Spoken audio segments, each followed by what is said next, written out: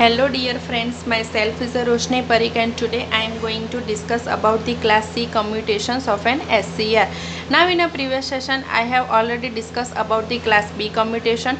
If you want to recall all the commutation like a class F, class A, class B, then you can go to the YouTube inbox and search for the class A commutation or a class B commutations or a class F commutations by Roshni Parikh and you will get the link. Now class C commutations is also a force commutations in which thyristor is a turn off. Thyristor is a force to turn off by using the commutating element. In a force commutation always we have seen that in a force commutations the input supply, that is the DC, and we are using a external commutation circuit which consists of inductor and a capacitor. Here in a class C commutations we are using a capacitor only. Now let's consider a diagram. Okay, in a class C commutation the diagram will be like this.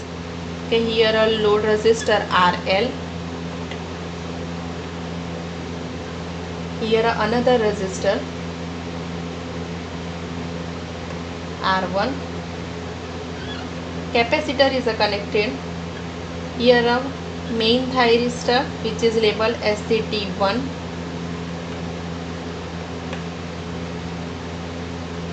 here another thyristor which is labeled as the T2,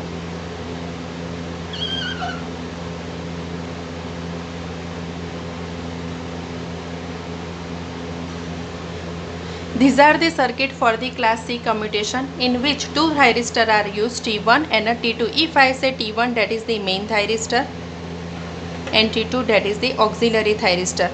So and capacitor that is connected across the thyristor. Now see here, when this circuit is energized with the DC source, when this circuit is energized with the DC supply, at that time what will happen? So let's consider the step by step operation. Now initially what will happen? Okay, both the thyristor, if I say initially both the thyristor T1 and T2 are off, at that time what will happen in a stage number 1? If I say in a stage number 1 T1 and T2 are off. Initially both the thyristor are off, so act as the open switch, means there is a no conduction path. Now when a thyristor T2 is turned on by applying a gate pulse. Now thyristor in a stage number 2, when a T2 is on, at that time T2 is turned on by applying a gate pulse. At that time what will happen? Current starts to flow. If I say current is a I0, the current starts to flow from positive through RL, through capacitor, through T2, through the negative, to the negative, means your flow of a current that is in this direction. Okay, through positive, through RL, through capacitor, through T2 to the negative. So current is flowing like this. So your capacitor is now gets charged with left hand side plate is a positive with respect to right hand side, means the capacitor is now charged is equal to VDC, here a positive and here a negative. Now suppose if you want to turn off the thyristor T2, at that time what will happen? T1 is a turn on by applying a gate pulse. Now in a stage number 3, T1 is also turned on. T1 is on. At that time if you turn on the T1 by applying a gate pulse, so T1 is starts to conduct, and at that time this capacitor voltage is applied across the reverse voltage across the thyristor T2. See here anode of the T2 gets the negative, and here it will get, cathode will get the positive supply, means a capacitor voltage is appear across the thyristor as a reverse voltage. So thyristor T2 is a turn off. So now in a stage number 3 T2 is off. and T1 is a turn on.